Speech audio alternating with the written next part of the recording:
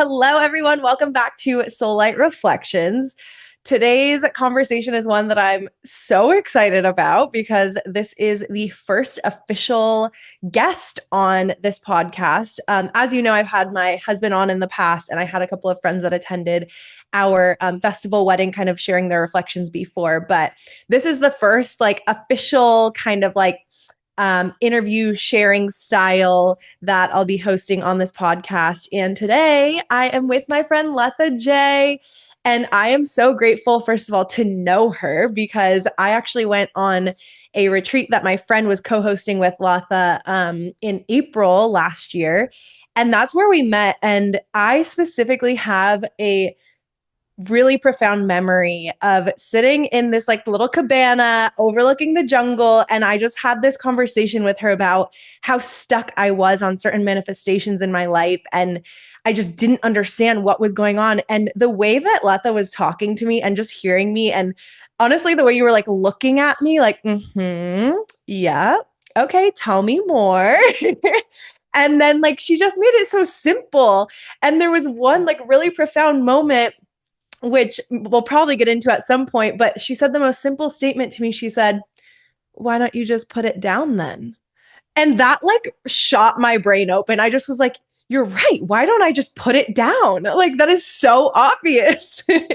So I am super excited to have Latha here. She is a teacher and a guide and a mother, and she is really good at bridging ancient Ayurvedic wisdom and practices with modern senses of embodiment and intuition and manifestation.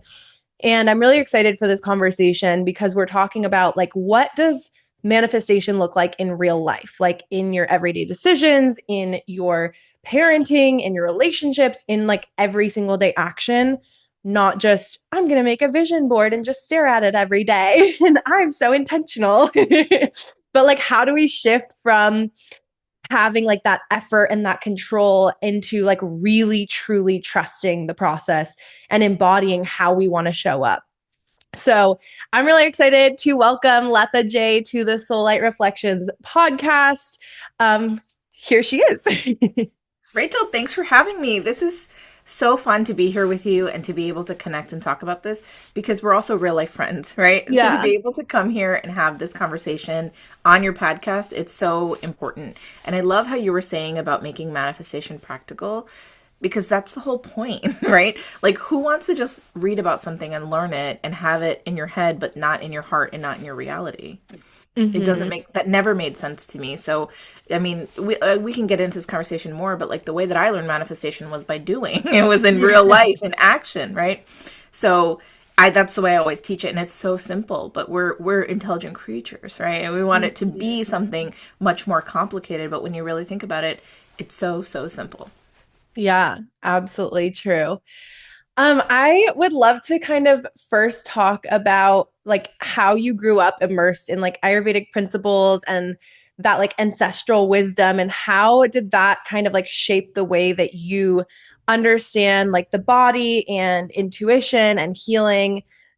Because I'm assuming that that all happened from what I know about you, before you really kind of started calling this oh, this is what I'm doing here. Yeah, the way that I grew up was a very typical immigrant family story. My parents came from India here, had us, that me and my sisters, and in the process, we needed some childcare help, which was my grandmother who came over from India and lived with us and cared for us. So essentially, while my parents were working 12-hour days every single day, my grandmother raised me and my sisters, and it's been such a blessing. But she taught me everything I know about life, about way energy works, about, Ayurveda, about eating certain foods, about the way that it was, Growing up, it wasn't that this is Ayurveda or this is manifesting or this is energy work or this is thought. It just was life.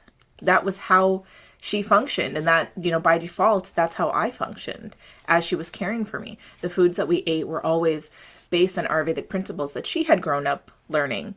The prayers that we said, the way that we meditated, the way that we even thought. I remember that my grandma would always correct me if I was having a tough day. And as a kid, I would be like, this all sucks, or like, oh, everything is trash. It was like, no, no, like not everything is trash. This one situation is difficult, and you really understand it to be just this one thing, but you can see that the rest of your life is so glorious and beautiful. And it was just the way that I was brought up, and things were just very ingrained in me. It wasn't until I started going to school, and I went to public school in Yonkers, New York.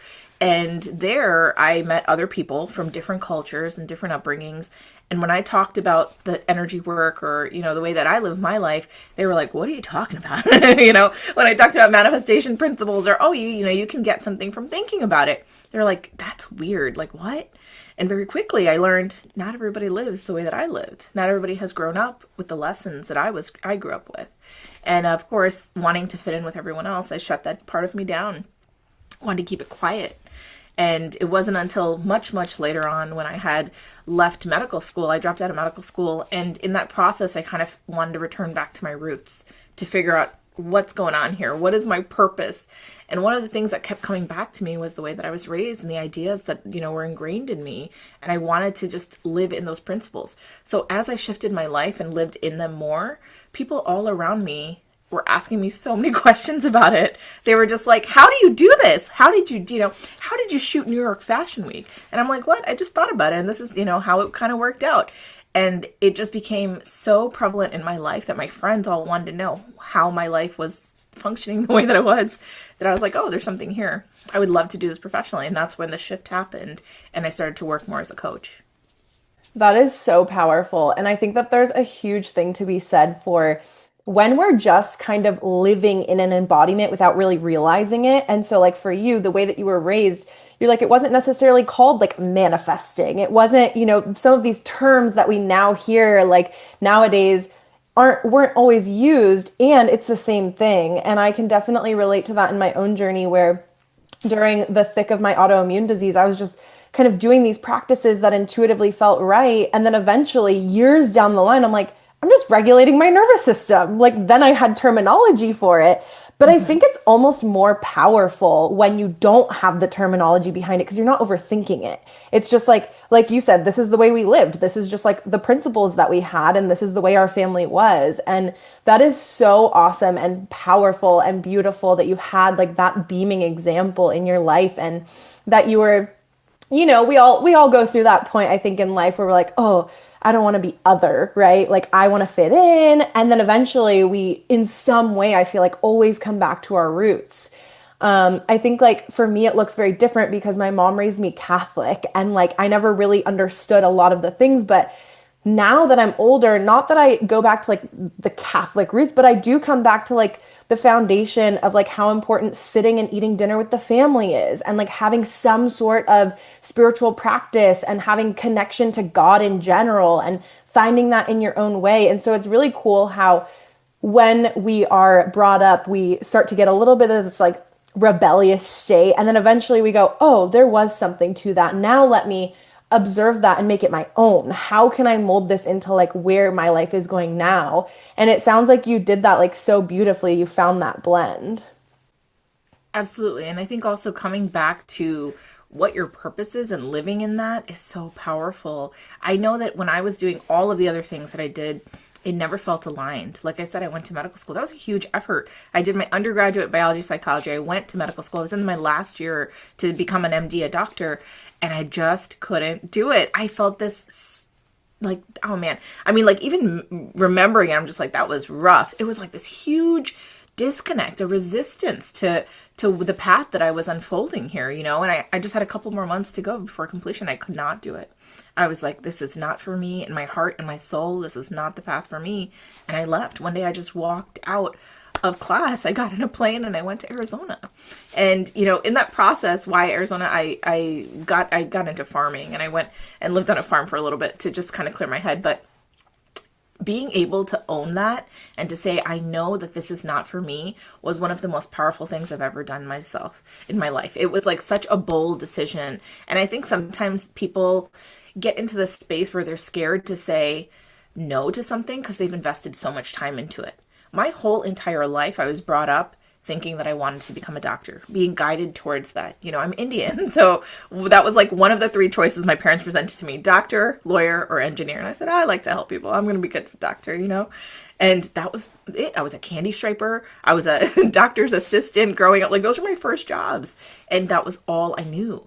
And I remember feeling so conflicted in medical school, like, what would I do with my life if I wasn't a doctor?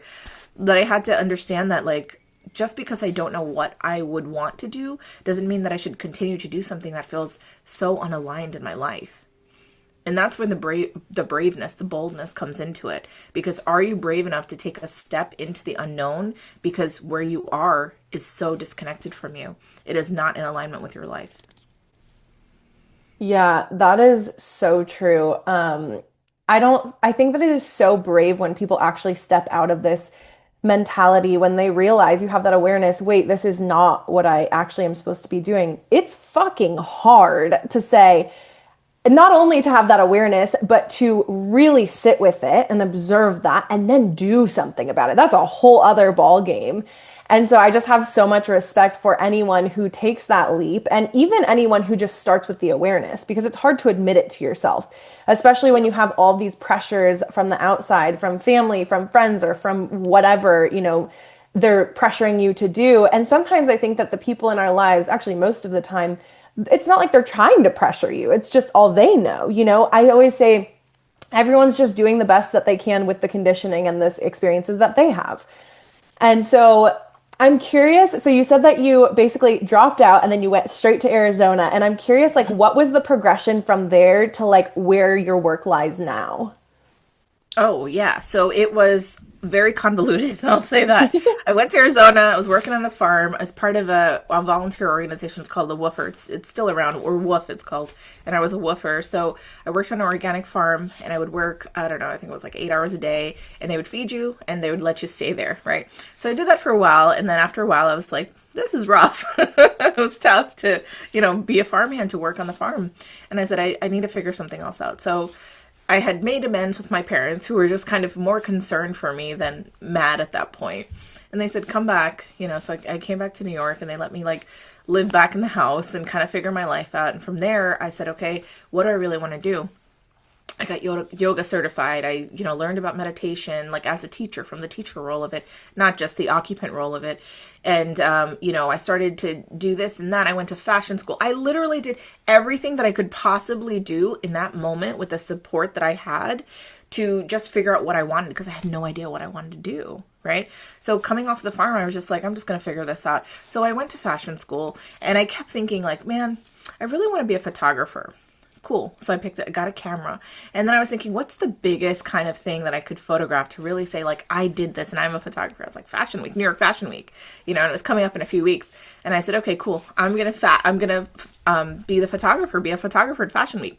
And all my friends were like, you are so crazy. Like, like it takes years for people to do that. There's no way that you're going to be able to do that. And I was like, okay, whatever. Like, I couldn't even hear, the discontentment or the disbelief that they had. And, I was able to photograph New York Fashion Week. I actually photographed multiple designers there. And when I came back from that, and my photos were in magazines and newspapers and things like that, my friends were like, what the? Like, what? How did you do this? And I was like, oh, this is how I did it. Like, what are you talking about? You don't know how to do this, And as I was teaching them and their lives were changing, I was like, this is interesting. But I kept living my life the way I was living it. I kept running my fashion company. I kept, doing this. I worked in tech for a little bit, just doing all of these different things that I enjoyed, that were kind of like aligned with what I wanted to do, but maybe not quite. I noticed a pattern developing of all of the things that I was doing. And the common thread was that I loved to work with people. In fashion, I loved to work with people. There was a lot of things I didn't like in fashion, but I loved to work with people. In tech, again, a lot of things I didn't like about tech, but I loved to work with people, and I loved having conversations and being with them and showing them that there's a different path than maybe what they were thinking. And then I got a bright idea. And I said, hey, what if I did this? And I started as a side gig, just helping my friends here and there, charging, by the hour and doing little things here and there. Started creating social media and posting videos. And then that's kind of where everything started to expand and grow. And, now the way that my life is set up, it's been such a blessing. And it's been a huge manifestation for me, having the opportunity to touch lives well beyond me and my physicality of who I can work with one-on-one. Now my books are read all around the world. My second book is actually translated into so many different, I think it's like 6 or 7 different languages that I don't even know how to read. Like I get sent the copies of them and I'm like, this is amazing. And I show my kids, I'm like, they're like, what language is that? I'm like, I don't even know. I have to Google Lens it. I don't even know what language this is. The characters are so unique. And it's like such a profound blessing to be able to do that, to have your words carry well beyond you. And that's always kind of been my goal. That is so, so inspiring. I didn't actually know that. That's really cool. Like, what a cool feeling to be holding it and be like, this is fucking awesome. And I have no idea what languages this is. And like for your kids to see that, we'll get into that in a little, but like, oh, that is so cool. And a really big point that I want to make here for anyone listening is I feel like the most important thing that most people who have these grand lives that other people could look at and be like, holy shit, how did they do that? How do they have that? They tried it all. Like I always say, I have lived so many lives. I have done so many different things as well. Not quite as grand as shooting New York Fashion Week, but in my own way. And it's like, I self-published a cookbook in 2020 and I forget about that all the time. People are like, wait, you have a cookbook? And I published a journal. Like, I forget about it. I'm like, yeah, that was a thing I did. I don't know. Like, yeah. But the thing is, you have to try on all these hats because somehow, even if it seems like it's not related, all of those things led you to where you are now. And I think that anyone listening, you probably have your own examples for like, oh, wait, actually, if I hadn't have taken this one job that I didn't really care about, but I was kind of interested in it, I wouldn't have met this person and that person got me connected to this. And you find like how everything in this human experience is so freaking connected. And I think that that's so cool because the first step is literally just, I'm sorry, but not giving a fuck. Just being like, screw it. I want to try to shoot New York Fashion Week. Screw it. I want to go to fashion school. Like, I want to do this. I want to work in tech, and just going for it and just saying like, what's the worst that could happen? I don't like it. Okay. So I step away from it. And you don't actually, in my opinion, have to be that brave to do that. You really don't. All you have to do is put one foot in front of the other and just take that first step. And after that first step, it's going to feel a hell of a lot easier. And I think that that's so cool that, you had that. Yes, it starts with a little bit of bravery, but from there, you just keep the momentum going. You're like, okay, well, I did that. Now what? Now what can I do? And you like dreamed so big and now here you are. Absolutely. And it's even more than bravery. I think it starts with faith. Like I always had faith that it would be in alignment. Did I know how it would unravel? No, I had no idea. But I always had faith that it would be amazing. And it always shows up that way. And I think especially when it comes to manifestation, being in action is so important. It's not just about sitting around and thinking it and writing it and, doing that, but it's like taking a step towards it. What could that step be? Maybe it's buying a camera. Maybe it's, enrolling in fashion school. Maybe it's, brushing up on your resume. I don't know. But what is that for you? Because I think that energetically, it's like, okay, we have to prime the pump a little bit. We have to show we're putting this in. We're making a genuine effort. Because if you think about it, how many thoughts do you have in a day of things you want to do? Maybe there's a million of them. Maybe it's like, oh, I want to do this, or I like this house, or I like this car, or this is like, there's so many thoughts. Not all of them are going to come to fruition because you can't put action towards all of them. But the ones that you actually do, they start to materialize and unfold in your life in miraculous ways sometime. The other thing that I wanted to mention is that it's so important to fail. And I think that people are so scared to fail. I fail all the time. Even now in my life, I fail all the time. And I feel like it takes 10,000 failures to have a success. And I go through those failures rapidly sometimes, and it's great. Every time there's a failure, there's a lesson in that. And I take the time to look at that and to be introspective of it. Oh, why did that fail? And I'm not just talking on a business sense. When it comes to my family, when it comes to personal relationships or friendships or anything around me, I'm like, well, that didn't quite work out. Why? What could I have done differently? And it's not to put blame on anything, but it's to understand and to learn from it so that next time around, oh, maybe I do things different, right? And then that's how things start to change, because the next time around when you do things different, you're a little bit different as a person. And then you continue to kind of evolve into your higher self. That is so true and such an important point because, especially in the day and age of social media and just media in general, we're so Hmm. used to seeing people's wins, and that's all that most people share. And I think that, there are some people who are really real about it and do share. I like that there was a social media trend of like museum of failures and like people just kind of listing Yes. like this is, and I've honestly been sitting on mine because it's fucking hard to admit, right? Like it's hard to just air all of that, and it can be so cathartic, and you can recognize, oh, actually this isn't truly a failure. It felt like it for sure, and these other things came to fruition because of it. It was really just like a release of what wasn't serving me in a way.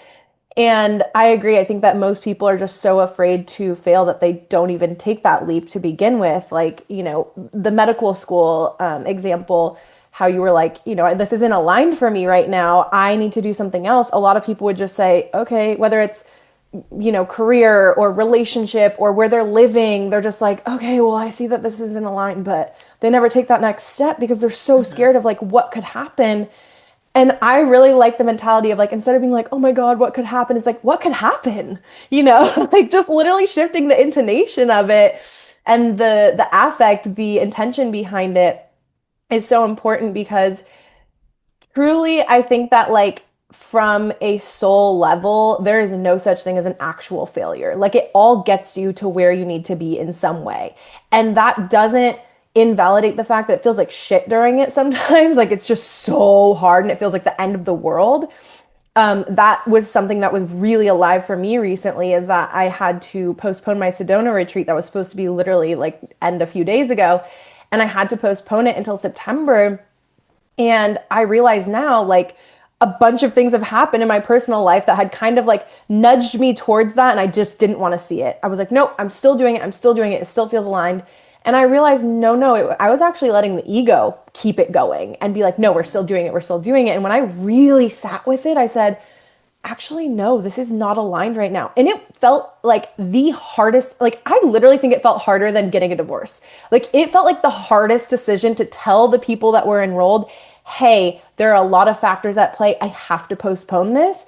And I was met with so much alignment from the people on the other side saying, actually, that timing works out better for me. Actually, financially, this works out better for me. Actually, I'm dealing with burnout right now. And I was really nervous about the way that I was going to be showing. Like, it Yeah. just all, it all kind of reminds you. And sometimes we don't get that like really quick gratification of like, okay, that was the right decision. Sometimes it takes a lot longer. But like you said, it definitely starts with trust and faith and just knowing no matter what, it is all going to work out for me. And I firmly believe that in every sense. Yeah. And it's a hard decision, sometimes to make these choices when you feel like other people are depending on you, but it's always for the highest and best good when you really are in alignment with it and you feel that pull. The other thing I wanted to mention was that you had mentioned about social media and how in this day and age, like there's so much that can be happening. People are so scared to be cringe sometimes, and I feel like that keeps you small. I Mm-hmm. think that people are that are just don't really care about being cringe or being judged by others. Really, that's what it comes down to.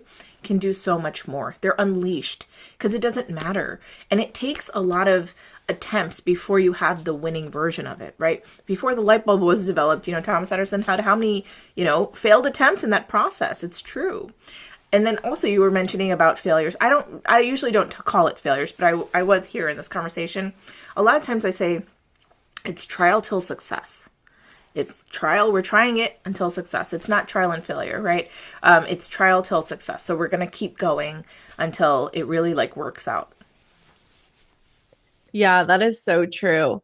I think that that's another aspect of not being afraid to fail or being afraid to fail is knowing that like sometimes you're gonna have to fail multiple times at the same thing. Like I like the light bulb example. That's such a good example. So I would love to hear like from you, from your scope and the work that you do, how would you explain manifestation and intuition and like how they play together to like someone who's new to your work? Cool. Yeah. So manifestation in the most simplistic terms is that your thoughts create your reality, or thoughts become things, if I want to say it that way. And your intuition is truly, I see it as something that is separate from us, but above us, our higher power, I want to say, whether it's your God, your spirit guide, your universe, whatever, is there for you, supporting you, and is coming through and guiding you to the creation of your best life possible. So I really interpret intuition like that. How do they play together? Well, the more that you are listening to your intuition, the more aligned you feel and the better you can manifest, right? So it's like when you are in alignment, things manifest so quickly for you. It is wild. There's some times that I will think of something and it just happens. The other day I was thinking, I mean, this is a little example, but the other day I was thinking about getting back into shape. I had a baby 2 years ago, and I'm like working more on my body and creating strength in it. One of the things that I really loved before I had children, BC, was Pilates. And I was like, man, I really want to do that. And I was thinking about it. I was like, oh, I got to look up reformers and stuff like that. Started looking them up. Average price is like $2,000. I was like, okay, cool. Like, this is what it is. And I was like, I wish I could get it a little cheaper because I'm just starting out on it. Open up Facebook Marketplace. The first thing up there, did not type it in, did not nothing, was a reformer. It was from a lady. She listed it for $100. And I was like, this is a scam. Wrote to her. I was like, hey, she's like, I need it out of my house, but you got to come get it tomorrow. I said, no problem. Took my husband's truck. All the kids were loaded in it. They're like, where are we going, Mom? I was like, don't worry about it. Loaded in the reformer, paid her $100. It's almost brand new. It's almost brand new. It was almost the exact same reformer that I had been looking at. And I was just like, that is so wild, just to be able to call things into existence. And one of the reasons I think that came so quickly was because I had no attachment to it. I was like, $2,000. Okay, cool. Like, I'm working on it. Like, I'll just create a budget for it and we'll get it. Like, it's not an issue. But also I was just like, no attachment. There was no obsession to it. It was a curiosity, and I was like, this is fun, and I want to do this in my life, and I want to bring it into my life. But I had no, I don't know, like greed towards it, or, need for it in my life. It was just like fun. And when you're following that energy of flow and fun, and you're following your intuition. So my intuition was telling me like, oh, check in Marketplace, see what's up there. Sometimes I just scroll it and find, weird things or whatever, DVDs that I can play for my kids from like way back in the 90s or whatever, and they love it. And it's just like, yeah, cool. I'll trust my intuition on this. Go through and look at it. And so many things can open up for you. But yeah, manifestation is simple. It is easy and it is fun. It's only when we put all the things in the way, right? When we put up our blockades and we're in that space of fearing of judgment or what's going to happen, or I don't want to be cringe. I don't want to show up this way. Well, then, okay. But then it might block you. There might be 7 different layers for you to get to your manifestation or your desire. Yeah. Wow. What a powerful example of you just kind of thought about it and there it was. And I think that because you didn't have that attachment, like that's exactly, what happened. I think that so many times we get so attached and we try to control as humans. It's like our nature. We try to control the situation. We get attached to outcomes. And it's interesting because that has been such a huge lesson for my partner and I over the last like year and a half. I swear, every single stressful situation comes back to like, oh, we were just really attached to a certain outcome. That's why this feels so stressful. And an example or a phrase that Max always says, that he used to be a professional baseball player for years. And he would always say, you know what? I realized eventually that when I cared just enough is when I did so well. But when I got so hung up on like, I have to do batting practice this way and I have to swing that way and I have to, hit all these, homers and all this stuff. He's like, I did so bad. And he said, you literally have to care just enough. And we always come back to that. We're like, that is literally the key to life. You have to care just enough. You have to put that intention out there and just kind of let it float down the river and be like, maybe I'll see it at some point. Mm-hmm, mm-hmm. Yeah, and not obsess over the details of it. I think that there's a space between being specific without being obsessive. And there's a fine line there, right? But being in that space, yeah, caring just enough. I like that. I feel like this is a perfect segue into like talking about manifesting and the way that people typically try to do it, which is I think through that like effort and that control and that like doing it right. And I think that people get so hung up on it. It's like, you see people on social media always like, if you're doing this, you're manifesting wrong, or you have to do just this and that's going to get you what you want.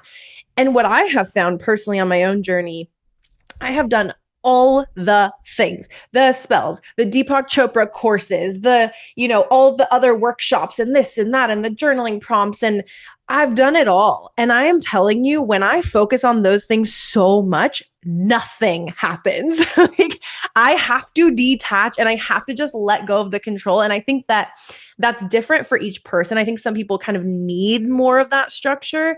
But I found for me, maybe it's because I'm a Virgo and I already like a lot of control over things. So I have to let go a little bit.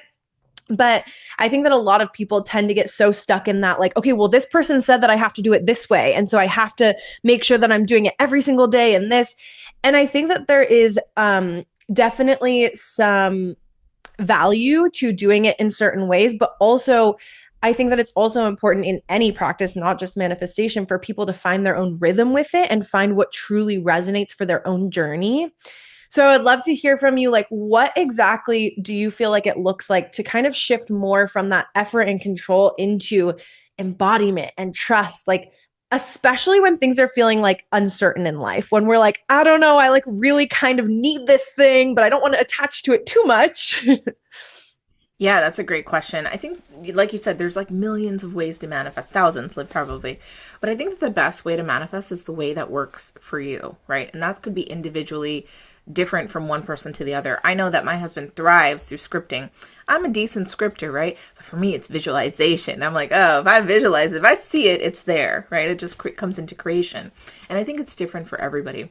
One of the things that I learned about manifesting was when we make it easy, whatever easy looks like for you, we're more likely to do it. Right? So anytime that I create any kind of method or any kind of structure to take people through to manifest, I make sure that it is easy, it is simple. Because if we overcomplicate things, it automatically becomes overwhelming and people are like, nope, I'm out. Maybe not consciously saying I'm out, but they check out of it. Emotions is such a big part of manifesting. Believing is such a big part of it, and that's so tied to emotions. It's really important to be in, higher vibrational emotional states, because that's when manifestations happen quickly. But also in those emotional states, that's when we're not really focused on those blocks. We're not really worrying about being cringe, right? So 3 emotional states that I want to mention here is happiness, gratitude, and love. So think about this. When you're in love, you go up to your partner and you're just like, ooh, my schmoogie woogie woody. Would you do that otherwise? No. You are in love and you don't care about being weird and cringe, right? You do not give a crap about it. You're just like, let's go. You guys are wearing matching outfits, like you're just going in on it. And it doesn't matter anymore because you're in this elevated energetic state, this feeling, and it feels good. And that's the whole point. When you are in those energetic states, things are coming to you and flowing to you in just this magnetic manner. So it's important to be in those spaces to be able to manifest. Now, I have created a method that I think I've noticed, I've been working with it now for over 20 years, but I've noticed that it really helps people because it's practical. And then it kind of works in all of the other emotions and energetics and stuff like that into it. But it's called the 24/7 manifestation method. I'm in the process of actually completing a book that's going to be coming out in the next few months with Wiley about it. It's called the 24/7 manifestation method. And I can tell you the premise here. Is that okay? Go into it a little bit. Cool. Okay. So basically, if I had to summarize it in a small paragraph, couple lines, it would be that you, as soon as you wake up in the morning, you're writing down your manifestation in an affirmation form 24 times. And then before you go to bed, right before you go to bed, you're writing it down again 24 times. That's the most simplistic, diluted down version, processed down, compressed version that I can tell you. But there's so much more to it. But just in that process, it's a way to really hack into your subconscious. That time, as soon as you wake up in the morning and right before you go to bed, it's called a hypnagogic state. It's right between rest and wakefulness. And that little section of time is right when your subconscious is the most impressionable. And when we are impressing upon it during this time of whatever our affirmation is, again and again, writing it 24 times is going to take us a minute and we're focused on the words, it gets in there. And then, we do this for a week. So that's why it's called 24/7. So 24 times in the morning, 24 times in the evening for 7 days straight. It really shifts the way that we think, and our thoughts affect our beliefs. When our beliefs are shift, our actions shift. And that's how our whole life starts to change because we show up in the world differently, right? And the things that we want to go for are shifting, and the way that we consider something and the opportunities all start to shift. But it starts really with you shifting your emotional range, and then shifting that subconscious wiring. When you shift that neuronal pathway, the way that your brain works, the neurons in your brain, you just make a small little shift there, and then your whole life starts to shift, right? It's like a two millimeter shift. It changes everything. Yeah, I mean, it all makes so much sense. And I love, love, love, love how simple you speak about things that can seem so complex and like far out when you're like kind of new to manifestation, or you're like me, where you've been just like doing all the things for years and years, and then you feel stuck. And then I have a conversation with you at that retreat, and I'm just like, oh, yeah, you're right. So the conversation was like, in very shortened terms, I was saying like, I have all these pieces. I have all these pieces. I know, the parts that I want to manifest, and I know what I'm calling in, and I've done all the work, and it feels like I just have like all these puzzle pieces, and I've put them all into the place, but there's this one piece that just like will not, it just, I can't figure out where to put it. And you were like, okay, so put the piece down. It doesn't fit anymore. Like how simple. And it was just this like aha moment of like, oh my God, it doesn't fit anymore. Duh, Mm-hmm. and just I love how simple it is. Because yeah, I think that with social media, I think that there's a lot of people out there that are truly trying to help people with manifestation and helping them, but they make it so complicated. And even in your like 24/7 method, it's like that to some people could be like, oh, writing it 24 times, like that's a lot. And if you think about it, it's simple as fuck though. Like it's still simple. Absolutely. Effort's involved, right? But in anything you want, effort is involved. So it's like put a little bit of effort in here. What really shifts with the 24/7 manifestation method is the subconscious. And that's the real, that's the real place that we're looking to make the shift, because everything else starts from there. That's like the source of the waterfall that then trickles down. So it's so important. But yeah, I agree with you. People, I mean, I've taught this to thousands of people, right? And sometimes there's pushback. You get into day 4 and you're like, my hand hurts, or this is happening, or, whatever kind of story you get into. And it's like, okay, well, keep going. Like, just keep going. And there's so many times that I have done this methodology with people at my retreats and at different things that I've done, or even private clients, that they're kind of come into it with a little disbelief. And they're like, really, this is the method? And I'm like, yeah. It's just that simple. Let's go. And they'll do it for the week. And they're like, okay, whatever. I got a little insight, but nothing really changed in my life. I'm like, okay, cool. Inevitably, those will be the people that I will hear back from in 6 months and 3 months. You'll never believe this. Like at the call, you'll never believe this. And I say, oh, I bet you I will. And then they say, oh yeah, exactly what I wanted manifested. And I didn't even think that it was happening until I paused and I looked back and I was like, oh shit, or like, I didn't realize that this was even a possibility, or it could unfold this way. And I'm like, yeah, and this is from everything from people wanting to change their physical body, to lose weight. There was one woman that came to my retreat and was, really focused on her wellness and her health. In 1 year, without any kind of, let's say medical intervention or shots or anything like that, she lost 100 pounds. Like my mind was blown, and I hadn't talked to her since the retreat. She had sent me a video message, and I said, who is this? And she was like, and I said, what? I said, I can't even, you don't even look like the same person anymore. Like, just totally shifted. I've heard stories about this, about debt, people looking to get out of debt and then working on this. And it's like, something just shifted for me. And there was no way. I've been in debt my whole life, or the mountain of debt. I never could have seen myself getting out of it. And then it's like, you just really focus on something for a really like precise amount of time. And then it shifts. Because the way that your brain works shifts. So when you're creating your affirmation, it's in the positive present tense. You're focusing on what it is that you are creating as if it's already happened in your life. And when you imprint that in your mind, the reality just has to catch up to it at that point. But you're embodying it, you're standing in that, and it's already a part of you. That is such a cool story. That had to be a wild experience for you, even though you've seen your work, come into play in people's lives in so many ways. And I'm sure you've had thousands of people coming to you saying, wow, this shifted, that shifted. But I feel like that is a really wild one where you're seeing a video of this person. You're like, wait, who is this? Oh, what? I That's was amazing. shocked. I was shocked. I mean, and I saved the video because I was like, I don't know if I'll ever get another video that'll induce this reaction within me, and it was so beautiful because one of her main tenants was her family, and she was like, I have young kids and I'm struggling with my health and all this stuff. And I said, I get that. I have young kids and I sometimes struggle with my health. I deal with autoimmune stuff and weight stuff and all of this stuff, sometimes.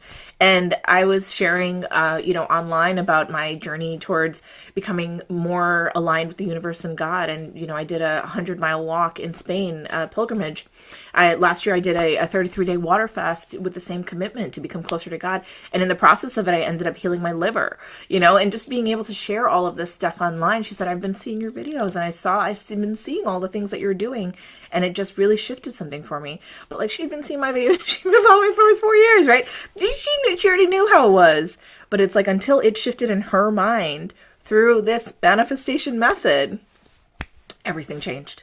Or something clicked, and it's like, who are we to even pinpoint what that is? I don't know. I don't know exactly what changed, but something changed. And her whole life has changed now, And it's just been like such a blessing to be able to work with people in such a manner that it's impactful. It's impactful beyond the little things that, that I can do. I was just thinking about it and I was like, wow, her whole family is impacted. They have a new mom, her kids have a new mom who can move easier and run around and play and probably has a lot more energy and probably has an extended lifespan from this too. It's just like such a gift. It's such a blessing to be able to do this. Yeah, that is amazing. And I think that something that you said a little bit ago is really important, how it shows up in ways that people don't always expect. So you mentioned like some people will come to you and say, wow, I like didn't even know this could happen this way, because sometimes we get so attached to, again, the outcome of it that we forget to realize, to like take a step back and realize, like, observe the ways that things actually are coming to fruition. Maybe they haven't like fully come to their like fully evolved form of the manifestation, but it's happening in front of your eyes as you are doing the things. And so I think that that also just goes along with that, like, care just enough, like you have to just detach from the outcome just enough to know that the outcome could actually be better than you expected it to be. It might look very different, or you might feel differently when that manifestation actually happens. Yeah, it's so common to get obsessed with the how, but the how is none of your business. And I've learned this time and time again. The how is none of your business, because the how that you think, honestly, is probably the crappiest way to get there. And the universe has a journey that is adventurous and full of lessons and amazingness that you're going to get to experience if you just loosen the grip. If you just say, okay, universe, let's get there. I'm not sure how I'm going to become financially stable, but I trust in you that it's going to happen. Let's go. And all of a sudden this new opportunity comes up. You get this amazing side gig. You're offered a grant and you're just like, what? Like, no, what? And I just feel the path that unfolds is more glorious than anything that we could dream up in our minds. So it's like, sometimes people will come to me and say, I want to make more money in my life, and I know that I have to get a promotion at work for this to happen. And I say, wait, hold on. The goal is to have more money, but you're so focused on this promotion as the only way that more money can happen. And they're like, yeah, how else could more money come? And I say, okay, there's 2 million ways that more money can come into your life, right? Like, you really just have to be able to see it. And once that's really shifted and that expansion happens of, wow, money can come to me in so many different avenues, things really start to shift, and then you're like, oh, wait, there's all of these opportunities for me that I wasn't even seeing before, because I was so focused on this one little spot that I couldn't see the whole thing, all of the opportunities, all the paths to me. That makes me think about a concept of the fact that, a lot of times we think, like you said, there's only one outcome. What do you mean? Like, that's the way that I have to make more money. But I truly think that our minds are fucking stupid compared to like the universe, God, our higher power. Like, we are so black and white, and we're like, this is it. And then the universe is like, what do you mean? No, like you said, there's literally 2 million different ways that this could happen. Why are you so fixated on that? Um, Mm-hmm. this is like a really silly metaphor that just came to me, but like if you think of like a dog like really staring at their food bowl, just like I'm gonna manifest food coming, food coming. And so they're so focused on that food bowl that they don't even notice that like food had dropped on the ground like right next to them because they're just so focused on that, and that's where their food usually comes. So why wouldn't it come to there? And then it's like Yes. they look up and all of a sudden there's like food splattered all over the floor or something. And it's like, you could have had all of this that whole time. Yes, yes, yes. I love that. I love that little example you just gave. I think it's cute and very easy to understand, right? But that's exactly what happens to us. We're so limited in our thinking sometimes that we think that, oh, it can only happen this way, only if I win the lottery, only if I do this, and then we get disappointed if it doesn't quite come true, rather than really looking at it in an expanded manner of like, okay, well, I want to shift this in my life. I'd like to have a partner in my life. And, when you expand that, so many different things can come to you. And it's just like you get out of your own way and you allow the universe to take you on this journey. You go with the flow, and it feels beautiful because you're no longer fighting against resistance, and finally you feel like you're on a lazy river a little bit. It's kind of nice and it's exciting, and you're sightseeing and you're just chilling. It feels good. Hmm. And to live your life in that lazy river mode of flow is like so immaculate. It's the way I believe it's the way that life should be lived for everybody. Yeah, for sure. The goal. It's like Abraham Hicks always has this metaphor for like fighting up the river, fighting up the current, and creating this resistance when you don't even realize you're like, I'm just trying to get back to land, but you're fighting and Mhm. fighting that current. And when you could just turn around and just go downstream, and there might be something even better down there. I feel like I always come back to this metaphor for like so many examples of life, not even just manifestation, but it's such a good one because it is, you could be on that lazy river instead of fighting the current the opposite way, and like Mhm. being so attached to the outcome of going back to where you were, going back to all that you kind of know or can conceive it, what's the word, conceptualize in your mind. um I would love to talk about like, do you have a way of discerning when it is like things are coming from your intuition versus coming from conditioning or like a sense of urgency or fear? Are there like certain body cues or certain mind cues that you find come up a lot, either like in your personal life or with clients that you've worked with? Yeah, absolutely. This is so I look at it like this. Look at it as intuition versus ego, right? And ego is all of the other things that you just mentioned. So when it's intuition, it's more kind of like it just comes through like an airdrop to your phone. Like bing, it just comes through. You didn't really do anything about it. It just comes through and you just get it. You're like, "Oh, that's interesting." There's not necessarily an emotional reaction to it or a sudden, anything. It just kind of comes through and you're like, "Oh, there it is." You just see it for what it is. Now, when it's your ego, on the other hand, an idea comes to you or whatever, and there's like an emotional connection or an emotional reaction that immediately happens.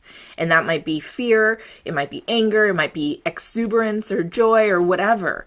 But that's kind of the biggest tell that I've seen time and time again through clients. It's like, okay, if it just comes through and you're like, that's the plan, let's go, versus, oh my God, I don't know how that's going to happen. Oh my God, I'm so scared about this. Or, whoa, that's the plan. Like, that's the difference.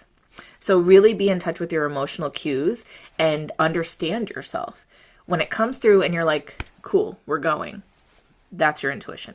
When it comes through and you're like, bloop, bloop, bloop, wobble, all this other stuff, pause, is that your ego right there? Watch out for it. That's a great example. I love how simple that is. Again, I completely agree. I talk a lot about how a lot of times the intuition is so quiet. So I like that idea of the airdrop. It's just like boop. And then a lot of times when you get an airdrop, you get the notification, it goes, and then it goes away. You're like, where did it go? It's somewhere on my phone. And so I always talk about like, the intuition a lot of times will be quiet, and you have to learn to turn up the volume on it compared to I like how you kind of clumped all of those together into the ego, the fear, the what's gonna happen, and making sure that that sometimes most of the time that is going to be way louder. It's going to fully overpower that intuitive voice. And I like that you brought up that is all about emotion, right? That emotion is going to be that initial trigger, that initial like, oh no, I have to do something about this. Whereas the intuition, those downloads that come through, it's like, oh, interesting. Okay. Mm-hmm. Mm-hmm. It's like Yes. very nonchalant. It's almost like it's so aligned with you that there isn't, sometimes I think when the emotions come up, there's maybe a little gap of not alignment there, right? So you're just like, how am I going to get there? How's this going to happen? Oh my gosh, this is so exciting. Versus it just coming through and you're like, oh yes, duh. It's like, it is that final puzzle piece fitting in there. It is that knowing that it's like, oh yeah, that's just what it is. And it's this feeling of just being able to move forward without it, and emotions and stuff can come later, right? But I'm talking about this initial moment when the idea comes to you and you're just get it. And it just feels that click. That's your intuition. Mm-hmm. Beautiful.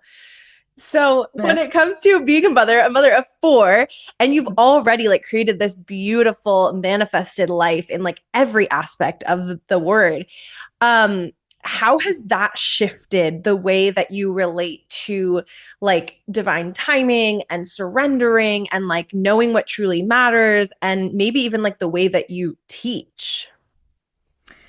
Motherhood has shifted everything in my life. And I say that with the deepest love and reverence because my kids are my greatest teachers.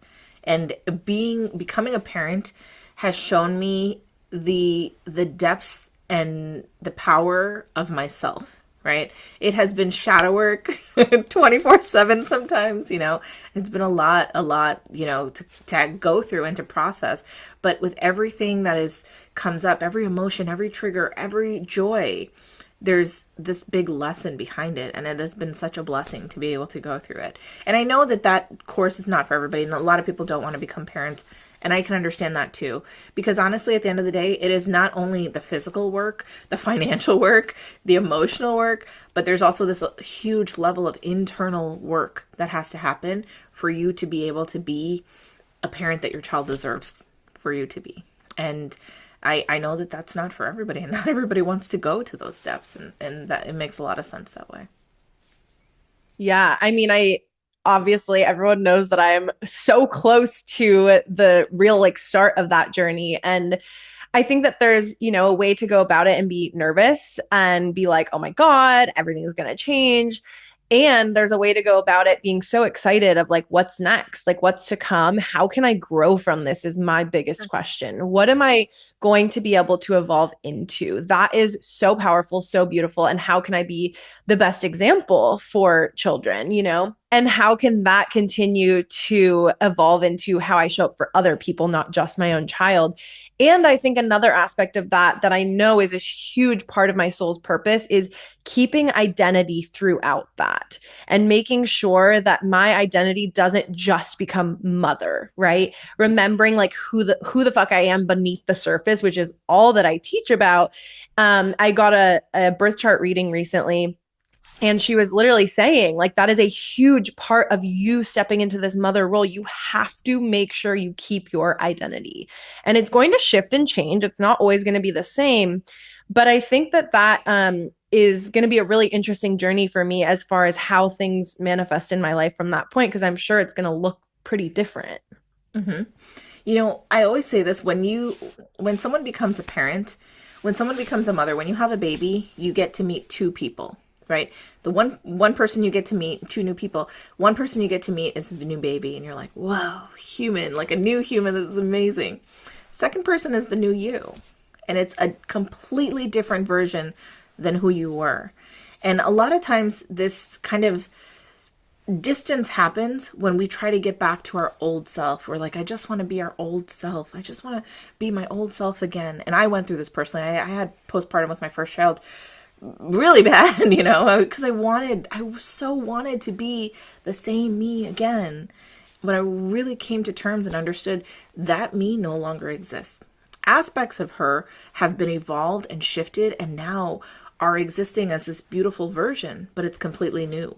It's version 2.0. That software 1.0, it cannot compute in this new system, right? It's not there. And to really be in the space that you are as the new person that you've become is so beautiful. And it shifts you with that understanding. It shifts from that yearning for what has been, what has gone, when you can easily just reignite those characteristics in the version of you that does exist. And that's a big difference. For sure. I've heard a lot and learned a lot about how when you are in that birth portal, there's a true ego death that happens, and you either surrender to it or you fight against it. And a lot of times, from what I've heard from other people, if you're fighting against it, or if you don't do that work during pregnancy to grieve the maiden, it'll happen afterwards. Like, it's inevitable. It has to happen because you do become a different version of self. And so I have personally been trying as hard as I can to make sure that I am doing the work as it comes up. But I am interested to hear more about like how that shadow work, how do you feel it pops up for you? You know, and has it shifted from when you had your first kiddo to now your fourth? Has that shadow work felt different, or does it feel like you're just kind of like deepening into the same parts of that shadow work? Yeah, it shifts all the time and it's new all of the time. But I'll tell you that every time a new birthday comes up and this child, one of my children is new in that year and is exploring themselves and is, figuring out their own tonality, the way that what they will and will not do, what they'll accept. They're forming their own ideas about the world, right? And it dawns on me that like that inner voice that they're cultivating and creating, a large impact of that is me. So whenever I speak to them, I always be mindful in that. And I'm not perfect. I'll mess up right and left, but I'll always come back, circle around and be like, "Hey, I'm so sorry about that." Right? That wasn't what I really meant to say. I got caught up in something. This is what I really meant to say. The other day, my 2-year-old ripped a document I needed. I needed one document to go and get my driver's license at the DMV, and she ripped it right in half. There was 100 other papers around. And I said, "What?" I lost my shit for a second. I'm like, "Dude, what? Like, are you kidding me?" And she was like, "Mommy, I'm so sorry. I'm so sorry." And immediately I was like, "Oh man, like I reacted in this way. I didn't even mean to, but it was like just there." And I said, "Hey, I'm so sorry. Mommy got really upset about that. I'll try to fix it. I'll, tape it or something. It's not a big deal. I'm so sorry." And she was like, "I'm so sorry, Mommy. I'm so sorry." I said, "It's cool. It wasn't something that you did. I just didn't understand why you picked that paper." We kind of laughed about it a little bit, and it ended up being okay. I put a big piece of tape on it. The DMV took it. Like, it wasn't a big deal. But those moments come up all the time, and it's like, who are you in that moment? What are you learning, and how can you shift that? Right? When those moments come up that you're in your ego, you're in your temper, you're in your wound, My whole thing about that was like, "Oh, I'm traveling and I need to get my license updated. And if I don't get it, da, da, da." There was so much more connected to that little piece of paper, And energetically, she probably felt that. She probably felt like, "Oh, this paper is weird energy here. Let me destroy it." And yeah. That's so funny. Honestly, she probably was in tune with that. Yeah, totally. I think that this is a really good example that we're all human, and like sometimes the ego takes over and we can't be perfect all the time. I don't care if you are the most spiritual enlightened person ever, like we all lose our shit sometimes. And I think that sometimes when you are like so deep into like the spiritual world and all of these practices and you really are trying to constantly better yourself, we almost inadvertently, unintentionally get to this place where we're like, "I'm not supposed to do that. I'm not supposed to lose my shit. I'm not supposed to swear at someone. I'm not supposed to get road rage."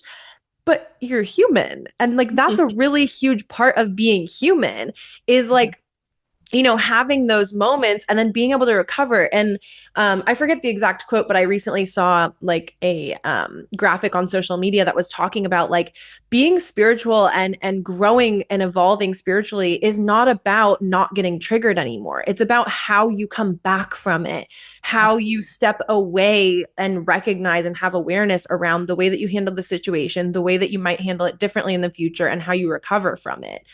And remembering that when you have those moments, it doesn't mean that you're like bad or you're wrong or any of that. It happens to all of us. And sometimes we like over catastrophize moments, and then we choose not to see like, "Oh, this was actually like a learning moment and I actually want to handle this differently next time." And something that I really look up to as parents like you, who can look at their child and break those cycles. A lot of us grew up with parents who would yell at us, or maybe even worse, they didn't yell at us, and you just got a look or you got like a certain tone of voice and you're like, "Oh shit." And And then there was no like reconciliation on the other side. And you didn't necessarily, a lot of times, especially when they're that young, it's not like you're meaning, she didn't know what that paper was. She was like, this looks like fun. Sure. It has bad energy, like whatever. um, and especially with kids that young, it's like they don't know. And then to us, we're like, how could you do that? Of course they would know. And then when you take a step back and you have that awareness and you step out of the ego for a moment, you're able to recover and you're able to level, especially when it comes to having children. But I think also, just if you're not a parent and you don't plan to be a parent in any aspect of life, the people around you, you have an opportunity to put the ego aside and say, hey, I'm sorry. That was not me. And at the same time, though, not sitting in the guilt of it. Like, I think that there's a way to apologize and to find some reconciliation around it and to have a conversation with the other person. But sometimes we still hold on to that guilt on the other side of like, oh my God, why did I do that? And so Mhm. I think that having a certain level of compassion and grace for ourselves because we're human is so important. Absolutely. And that's a big part of also stepping into parenthood and just understanding I'm going to mess up. We're going to make a lot of mistakes. And I think that that's one of the most genuine ways to actually be there and show your kids, like, I'm a human being. I mess up all the time. And it's very different than the way that I was raised, because it was just like, parents are here, kids are here. You do what I say, and that's it. Period. There's no questioning, there's no talking back, there's nothing that comes along with this, and what I say goes. And although it worked in some senses, it didn't in others. Emotionally, that's a really rough way to be raised, that I was raised at least. And I saw that and I said, well, I want to do things different, and it took a lot of conversations with my partner, with my husband, and just really shifts in how we would speak to our kids and how we would, just encourage them in certain ways, and the things we also have this whole thing also about their bodies. Like, we always tell them, like, your body, your choice kind of thing. Like, you have your body autonomy, you have body boundaries, and you understand the way that things are. So when it came down to, like, I wanted to pierce my daughter's ears, she didn't want to. So I had to step back and be like, okay, we're not going to pierce your ears. Your body, your choice kind of thing, and constantly just really going and learning and shifting with that. And it's a process. It's a whole journey that you go on, and to just understand these new human beings that have their own thoughts and their own ideas, and the way that they think and perceive things. One of the things that has really shifted for me as well was conversations around money. Being a parent now, because my parents had very different conversations about money with me. My parents, like I said, had come to America as immigrants and were doing their best to make it work, right? So sometimes it was like, no, we can't afford that. And that was kind of the thing. Oh, that's way too expensive. That was the conversation. And now, we're doing it. We're at a different place in our lives than my parents were at this time. But, still the conversation comes up with our kids. Like, oh, my kid wants this new electronic. It's $1,500. I never say no to anything, but I say, oh, we can create a budget for that. And immediately it shifts the energy of it. Cool. Yeah. You want that? Let's create a budget for it. Let's create a plan on how we can get that.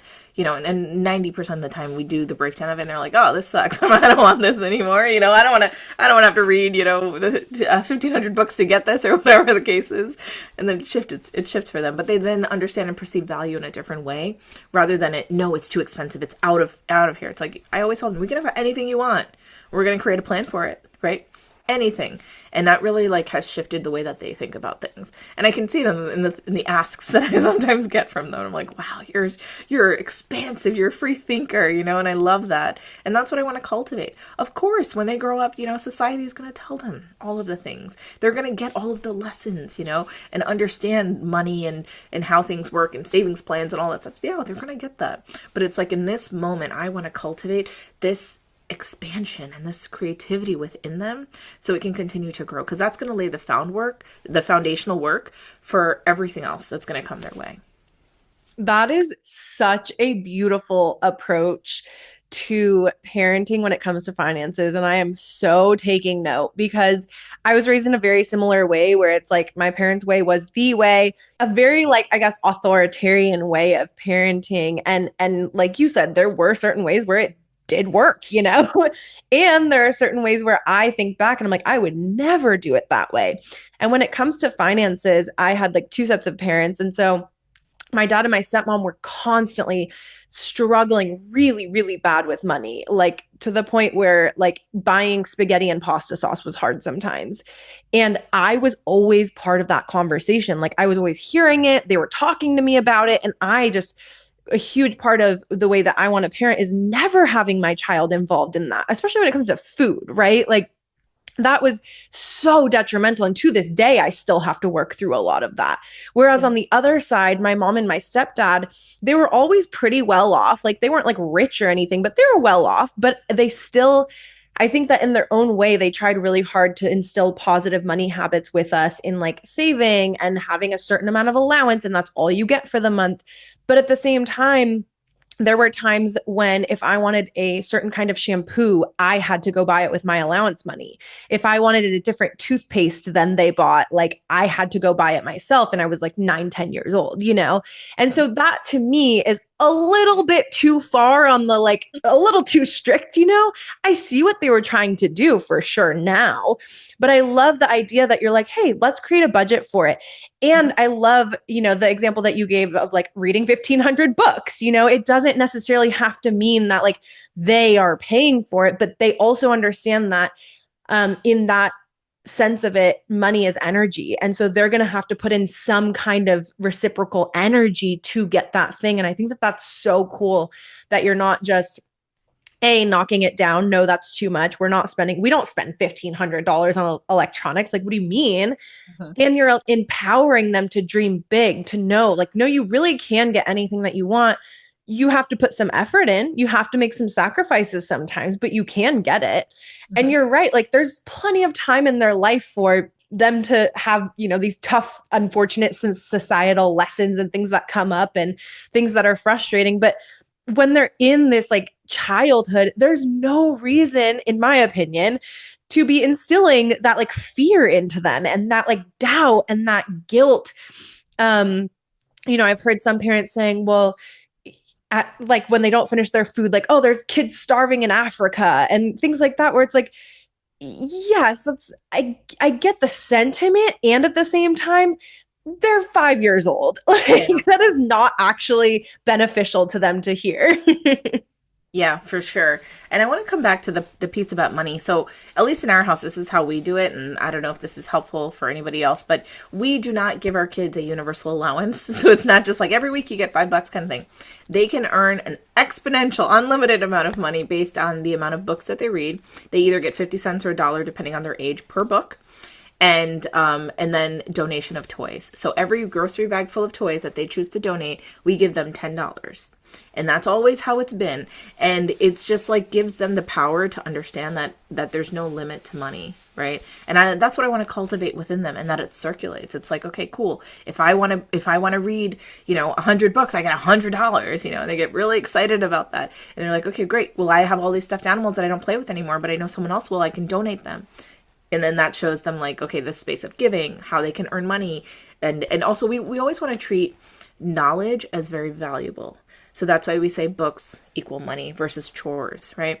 And also chores are baseline. I feel like in our house, everybody helps, right? We have a house that cultivates a lot of different energies and people within it. On a regular basis, we have probably about 10 to 12 people in our house every single day. So there is a lot of things that need to be done. Their floor needs to be swept and, all these things, and everybody helps. And that's how it is. Everybody helps. It's this sense of community and commitment to our family and to the environment that we are in. Because I never want them to feel like, oh, if I make my bed, I get $1. And I can understand why some parents do that. But for me, I always sensed that was ingrained into what you do. How are you going to live your life when you're a grown up? No one gives me $1 for making my bed. I don't really see necessarily the correlation of value there. It's something that I do because that's just how it is. I want my room to be clean. I'm going to make my bed. But guess what? When I improve my knowledge and my understanding of things, when I am generous to others, that is where actual money circulates into my life. That's where my finances grow. So it's all these like little ways that I want to imprint upon print my children with this idea that, hey, this is how it works, right? Without it necessarily being, this is how it works, the whole scheme of things, but just really showing them when you love, when you give, when you educate yourself, that's where it is. That is such an amazing idea. I'm like taking so many mental notes right now. I love that because again, it shows that like reciprocal energy of like, first of all, when it comes to donating a bag of toys, I love how that has like, in some sense, like a higher value, if you will, because it shows not to just hold on to things, right? Especially when it comes to monetary, material things. It shows them like it's okay to let things go because then other things will flow to you and not Yes. even just in money, right? So that is such a powerful lesson. Absolutely love that. And also the self-development side, like reading books and learning about things. Even if it's fiction books, you're still learning, you're still grasping things, you're still understanding different types of concepts, and obviously for a child, learning like letters and new words and all of that. So that is like a really, really cool way. And I hope that there's some parents out there listening, like taking notes as well. um I think that it just makes so much sense, and it teaches them so much more about the world and about in my opinion, a very like intentional and conscious way of living versus just getting money for chores. Because I agree, in a lot of senses, if children are only getting money or allowance for doing bare, in my opinion, bare minimum, like helping put the dishes away or, making their bed, to me, that's teaching. I get the sentiment behind it, but on a deeper level, to me, it feels like, well, you're just kind of teaching them that doing normal daily things, they should get some kind of reward for it. And if they don't get a reward, they're not going to do it. So Correct. if you stop giving them the dollar every time they make their bed, they're not going to keep making their bed, as opposed to like Yeah. showing them that, hey, when we get up in the morning, we make our bed because then when we come into it at night, it's so nice to get into a made bed versus just like it's all messed up. And showing that side, showing like the gratification within and like how nice it is for themselves, not just doing it for other people's or other purposes. Yes, absolutely. And it's about where you want your kids to focus, right? Like, what is it? What do you think is important in your life, and where do you want them to focus on? Mm-hmm. Oh, thank you so much for having this conversation. I'm so happy to have you as the first official guest on here.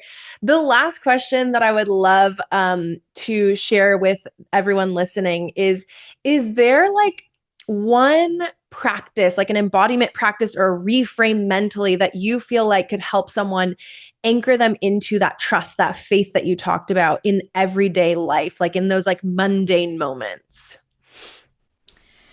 Yes. So, so I am very passionate about meditation, and I always want to share this with people because meditation completely changed my life. The person that I am today is not the person that I was many, many years ago when I wasn't a regular meditator. One of the things that's really cool about meditation is that it teaches you how to be in your core self when there is chaos around you. And that skill takes you so far because it teaches you to trust your own intuition, to trust what your thoughts are, and to know where you stand in your life, regardless of what other people are saying. Oh, you're cringe, or this judgment is coming through, or whatever. It's like, but I know myself. And that's it. And you keep moving forward in that manner. Or when there's chaos in the environment, in your home, and anywhere, you know who you're true to. And you always come back to that solid core. So meditation has been so pivotal in my life, and it's simple and it's essentially free, like you just sit there. It's like coming back to stillness just allows you to continue to build this muscle of your mind. It's a practice that, I'm a transcendental meditator. It's called tm.org if you want more information, but I meditate twice a day, and I've done this now for almost 20 years, that in this particular manner of meditating, 20 minutes in the morning, 20 minutes in the evening, and life flows so much easier, so much better. And this sense of calm that comes up in chaos is just really beautiful. I shared a little bit about my life, but, I do a lot. In the month of February alone, just for example, I'm going to be on a plane. I think it's like 17 times. There's a lot going on in my life versus, including my whole entire family. There's always people coming in and out of my home. Me and my husband own a few businesses together. I do my content online. There's so many dynamic things that are happening. And a lot of times people look at me and they're like, how the heck do you do this? And I always say, it's because I meditate. And it's just, and they're like, no, what else do you do? Like, what are you on? I'm like, I literally meditate. And that's the secret. And I'm telling you the secret, right? Because when you have a solid core of who you are, nothing can shake you. You are stable in yourself and your ideas and what you're moving through in life. And it's like you will create a path. Even though I'm traveling extensively in February, it's like, okay, cool. The times that I am home, I am making this so that it is a meaningful connection. I am spending that time and that connection with the people in my family. Like I am creating and cultivating the things that matter to me. I'm going to make sure that I'm seeing my friends in a certain manner and, creating social environments and creating ideas about what actually matters to me and my vitality and health.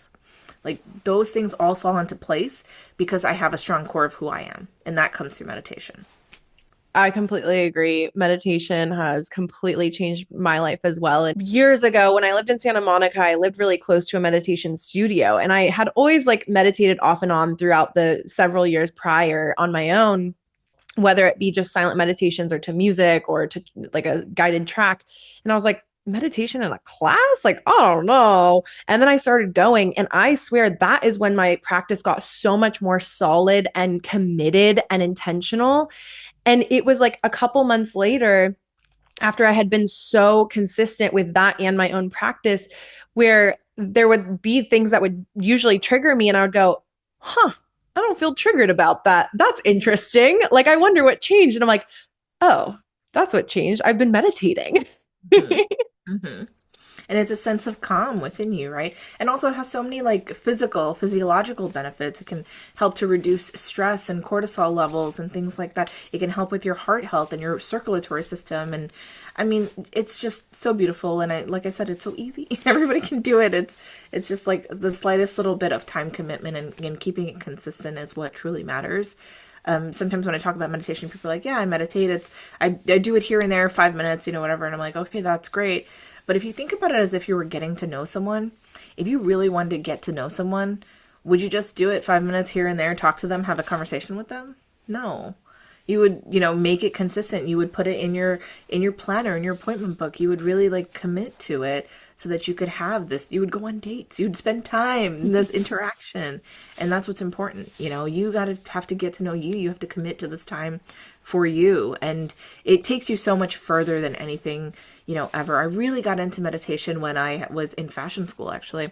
And the ideas that would come through were outstanding, things that I probably wouldn't think about, otherwise. I still, I also owned a t-shirt line for a while.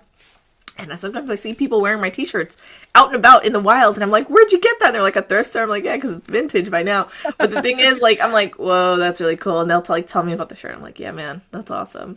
And it like warms my heart to see that, because it's just like the ideas and the concepts that I created in those pieces of clothing so many years ago are tried and true. And it's like, it can surpass years, and it's not just a trend, it's like things that had come to me that were truly powerful, and people can understand it and interpret it in their own ways. It's magical.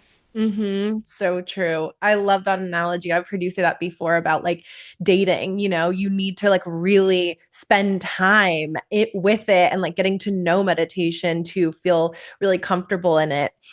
I am curious if it would feel resonant for you. This is something that came up as you were talking. If it would feel resonant to you to have like a 2 or 3 minute little channeled moment of mindfulness for our listeners to help them to tap into that space within. And maybe this is the moment that triggers them to be like, you know what? I'm going to practice 3 minutes a day. And then you can kind of go from there. Yeah, let's do it. Yay! Let's go. I don't have a script or anything prepared, but I'm going to wing it. Let's go. Okay. All right. So if everybody can just kind of sit up straight. If you're driving, please don't do this. But if you're not driving, that's all good. So if you could just sit up straight in your chair and close your eyes. Make sure your back is straight and extended, as if your head is, reaching up towards the stars. Long, straight spine. We'll take a breath in together, in through our nose, out through the mouth, in through the nose, out through the mouth, in through the nose, and out through the mouth. And as you continue to breathe gently, with your eyes closed. I'd love for you to see yourself in a hallway, standing in front of a door. And as you are curious about this door,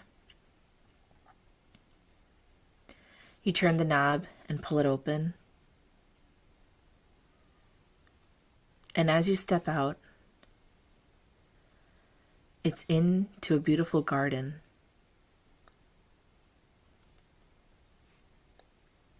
How delightful to be here. As the wind blows and the leaves rustle, you notice that there's a mirror that's hanging on the tree.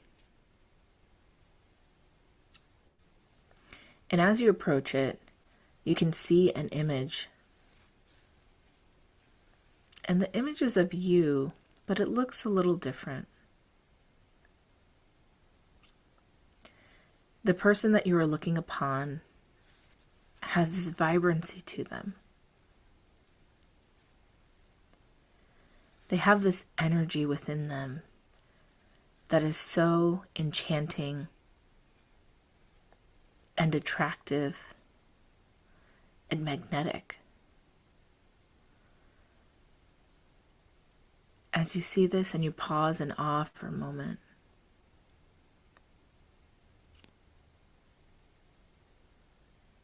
you lean into the window, the mirror, and the image on the other end whispers to you, confirming your thought and letting you know, I am you.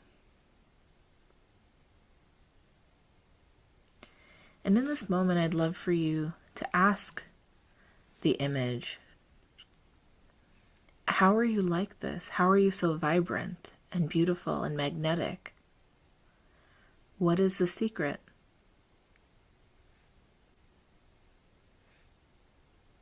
And the image before you answers you in a whisper in your ear that only you can hear.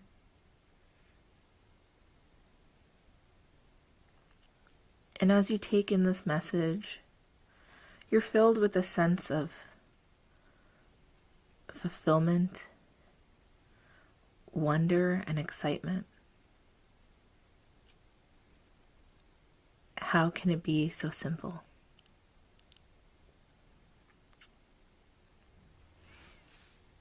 And you look back into the mirror, and now you see yourself standing as you are.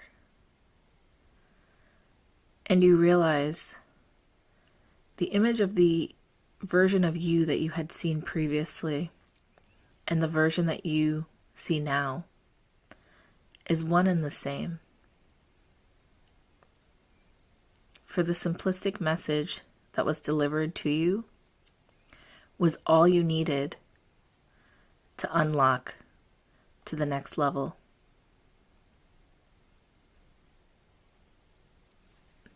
You turn around, walk back to the door,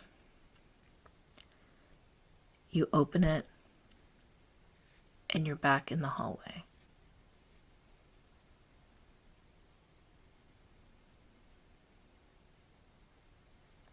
And in this moment, you allow all that unfolded before you to be integrated into your system, into your mind and your physical body, into your soul, your energetic body.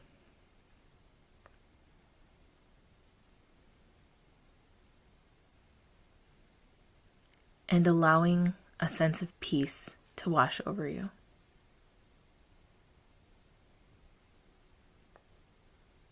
And with that, you take a breath in through your nose and out through your mouth. One more time, in through your nose, out through your mouth. and in through your nose,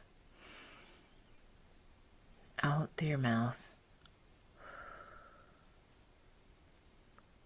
And when you feel ready, you can feel more energy returning back into your body.